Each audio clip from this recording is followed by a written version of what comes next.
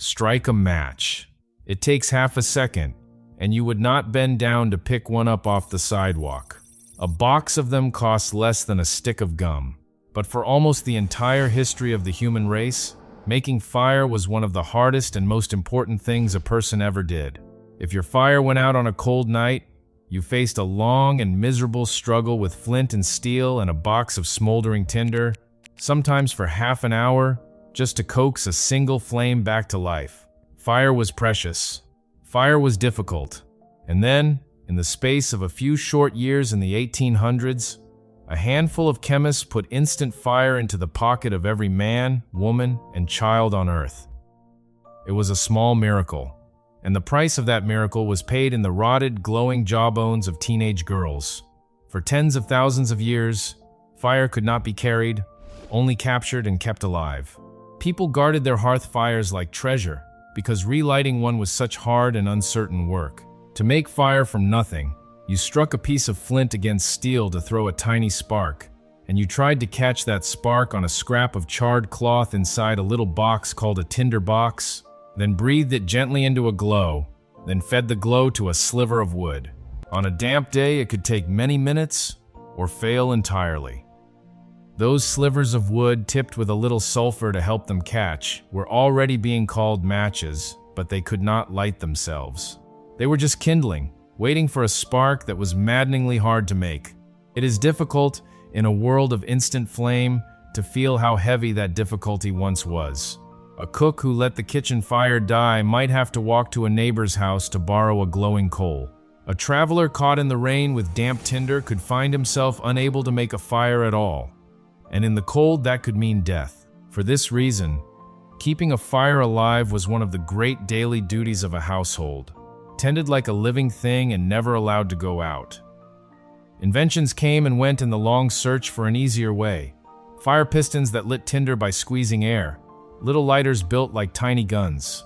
None of them was at once simple, cheap, and reliable. Fire stayed the one everyday necessity that refused to be tamed. The first attempt to make fire chemically was almost comically dangerous. In 1805, in Paris, a man named Jean Chancel made a wooden splint tipped with chemicals that would burst into flame when you dipped it into a small bottle of concentrated acid. People actually bought these in a little kit sold as an instantaneous light box. But it was expensive, it was alarming, and dipping a stick into a vial of acid every time you wanted to light a candle was never going to catch on in the ordinary household. The real breakthrough came by accident, in a chemist's shop in the north of England. In 1826, a druggist named John Walker, in the town of Stockton-on-Tees, was stirring a pot of chemicals with a wooden stick when he noticed that a dried lump had stuck to the end of it. When he tried to scrape that lump off against the stone floor, it burst into flame. Walker had made the first friction match, a match that lit simply by being dragged across a rough surface. He began selling them in 1827, calling them friction lights, and a famous chemist of the day, Michael Faraday, helped make them known. In one of the great misfortunes of history, Walker refused to patent his invention, believing that fire was a thing the public ought to have freely. Others were not so generous. A London chemist named Samuel Jones quickly copied the idea and sold his own version under the devilish brand name Lucifer's. Those first friction matches were a marvel, but they were also alarming. They threw off a shower of sparks and a cloud of foul, sulfurous smoke when struck, and they could ignite with a sudden violence that singed eyebrows and set sleeves smoldering. They were sometimes sold with printed warnings advising people with weak lungs to avoid them entirely. And yet, for all their faults, they sold as fast as they could be made, because nothing in human history had ever produced fire so easily. People who had spent their whole lives wrestling with flint and tinder were not about to quibble over a little smoke. The age of easy fire had arrived, and there was no going back. But the match that would truly conquer the world was about to be born, and it carried poison in its very head. Around 1830, a young French chemist named Charles Soria found that adding a substance called white phosphorus to the match head made it light far more easily, and smell far less foul than Walker's sulfurous matches. White phosphorus matches were cheap, reliable, and easy to strike on almost any surface. They spread across the world like wildfire. For the first time in human history, anyone, anywhere, could make fire instantly, 100 times a day, for almost nothing. You could light a candle, a stove, a pipe, a lamp, with a single flick of the wrist. It is hard for us now to grasp what a profound change that was. Fire, the oldest and most jealously guarded power of our entire species, had been put into a little box and handed to everyone. The numbers became staggering. By the end of the 1800s, the world was striking billions upon billions of matches every year. Whole forests were felled just to make the splints. An entire global industry grew up around a stick of wood the length of your finger.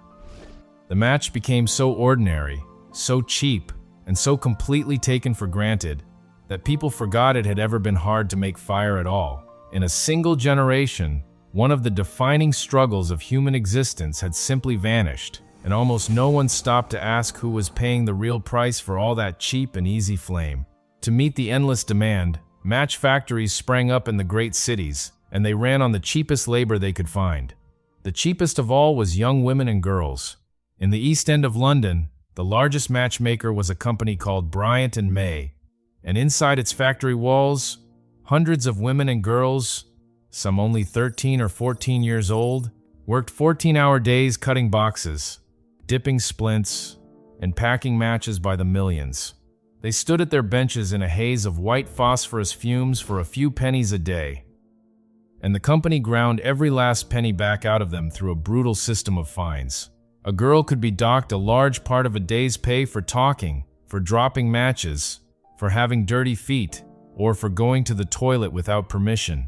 The shareholders of the company, meanwhile, collected handsome dividends year after year. The matches were cheap because the girls were cheaper, and the white phosphorus that made those matches so wonderfully easy to light was quietly killing the people who made them. If you are finding this story as fascinating as I think you are, take 1 second and subscribe. We dig up the hidden history behind the ordinary things around you every single week, and you will not want to miss what is coming next. This is the part of the story most people never learn, and once you have heard it, you do not forget it. The disease was officially called phosphorus necrosis of the jaw, but everyone who ever saw it knew it by a simpler, more terrible name: phossy jaw. It began with a toothache. Then the gums would swell and abscess and weep pus. Then the jawbone itself began to die and rot away inside the living face, filling the air around the sufferer with a foul, unmistakable stench. The pain was beyond description.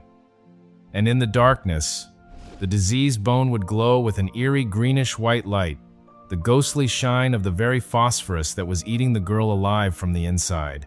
The only treatment doctors had was to cut the rotting jawbone out of her face entirely. Many were left horribly disfigured. Some died when the infection spread to the brain. And this was happening to girls in their teens and 20s for the simple crime of making matches to light the world's candles. The horror was neither rare nor hidden. Doctors had been describing phossy jaw since the 1830s, not long after the white phosphorus match first appeared. They knew exactly what caused it. They knew that proper ventilation and a different chemical would stop it cold. The factory owners knew it too. A girl might work for years before the disease took hold, her face slowly collapsing until she could no longer hide it and was quietly let go, to suffer and often to die at home, out of sight and off the books. Some firms at the first sign of the rot would dismiss a worker rather than pay for her care. The matches were struck in the finest drawing rooms in Europe, and almost no one who lit one ever pictured the ruined face of the girl who had dipped it. It was, in the end, one of the first times the modern world was forced to face a simple and uncomfortable question. What is a cheap and convenient thing really worth if someone you will never meet has to be destroyed to make it? For years, it was treated as the natural cost of doing business. The companies knew, the owners knew, the matches kept coming, and the girls kept rotting, and the dividends kept being paid. And then, in 1888, the silence broke. A campaigning journalist named Annie Besant heard about the conditions inside Bryant and May, sat down and interviewed some of the women, and published a furious article with the title, white slavery in London. She laid out the starvation wages, the cruel fines, and the disease set against the fat profits of the shareholders. Bryant and May were enraged. They tried to force their workers to sign a paper swearing they were happy and well treated.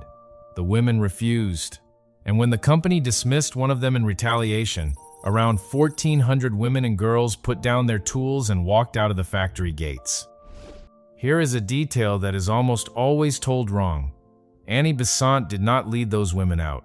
The match women organized that walkout themselves, led by their own, women like Sarah Chapman, and only afterward did a group of them march to Besant's office to ask for her help. They were not rescued by a famous outsider. They rescued themselves, and Besant gave their fight a voice that the public could not ignore. Within roughly 2 weeks, the mighty Bryant and May Company surrendered. The cruel fines were abolished. The women had taken on one of the most powerful firms in London, and they had won. The victory rang out far beyond the match factory. These were women and girls, among the lowest paid and least powerful workers in the whole city, with no money, no vote, and little schooling, and they had beaten a rich and respectable company simply by refusing to work. The lesson was not lost on anyone. In the months and years that followed, dock workers and gas workers and laborers all across Britain began to organize and strike in a great rising wave, and historians often point back to those 1,400 matchwomen as one of the sparks that helped light it. The girls with the rotting jaws had started something far larger than a single walkout. Dealing with the poison itself took far longer, because the white phosphorus match was simply too cheap and too profitable to give up. It took decades and an international treaty to finally kill it. In 1906, a group of nations signed an agreement at Bern, in Switzerland, banning the manufacture of white phosphorus matches. The United States, which had not signed the treaty, finally choked the industry to death a few years later with a tax so heavy it made the poison matches impossible to sell.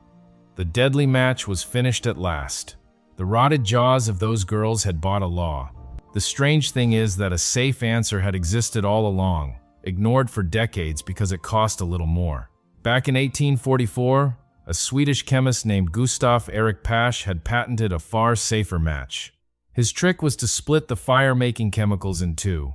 He took the most dangerous ingredient out of the match head entirely and placed a harmless form of phosphorus onto a special striking strip on the side of the box.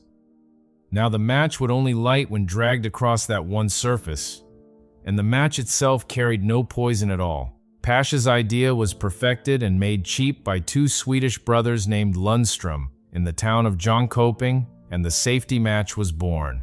The very same match, more or less, that sits in a drawer in your kitchen today. It was safer for the person striking it and, far more importantly, it stopped killing the people who made it. For 100 years, the safety match was one of the most common objects on the planet, struck billions of times a day to light stoves and candles and cigarettes all over the world. And then, slowly, it too began to fade. In 1973, a French company began selling a cheap, disposable lighter under the name Bic, a small plastic box of pressurized gas that could be lit thousands of times with the flick of a thumb. It was even easier than a match, and it did not run out after a single strike. The lighter, and later the simple electric igniter built into every modern stove, quietly pushed the match toward the edge of extinction. The company that makes those Bic lighters says it has sold more than 30 billion of them, each one able to make fire thousands of times over. A single one in your pocket can do, in an instant, what would once have taken a Roman or a medieval peasant a lifetime of patient effort with flint and steel. But the match has not vanished completely. There is still a book of them tucked in a kitchen drawer, a box beside the fireplace, a little folder once handed out by an old restaurant. We strike one now and then, for a birthday candle or a power cut, and we think absolutely nothing of it. We have entirely forgotten that this throwaway sliver of wood was once a world-changing technology, fought over, profited from, and paid for in human suffering. The match has become so humble that it is almost invisible, a thing too cheap to notice. And that is the truest measure of how completely it won. The hardest problem of human existence, how to make fire, was solved so thoroughly that we forgot it had ever been a problem at all. So step back and look at the whole long arc of it. Tens of thousands of years of struggling to make fire, and then, in a single century, the struggle was over forever. It was there in the tinderbox, where our ancestors knelt and coaxed a spark out of flint and steel on a cold morning. It was there when a chemist in an English shop scraped a stick across his stone floor and watched it burst into flame. It was there when a cheap, poisonous match put instant fire into the pocket of every human being alive. It was there in the glowing, rotting jaws of the girls who made them, and in the 1400 who walked out of that factory and won. It was there in the safe little match in your kitchen drawer, and in the lighter that finally replaced it. It conquered the oldest problem our species has ever faced. It made fortunes for the men who sold it. And it ate the jawbones of the girls who made it. We like to think of progress as a clean and shining thing, a steady march out of hardship and into comfort. But the little match in your kitchen drawer is a quiet reminder that almost every convenience we take for granted was paid for by someone, somewhere, whose name we never bothered to learn. The next time you strike a match or flick a lighter without a single thought, stop for just a moment and look at that little flame. It is the easiest fire any human being has ever made, and it was one of the hardest won. Someone, somewhere, once paid for the miracle in your hand, and her name has mostly been forgotten. If this story changed how you see something you touch every day, subscribe and stay with us. There is a hidden history behind almost everything, and we are just getting started.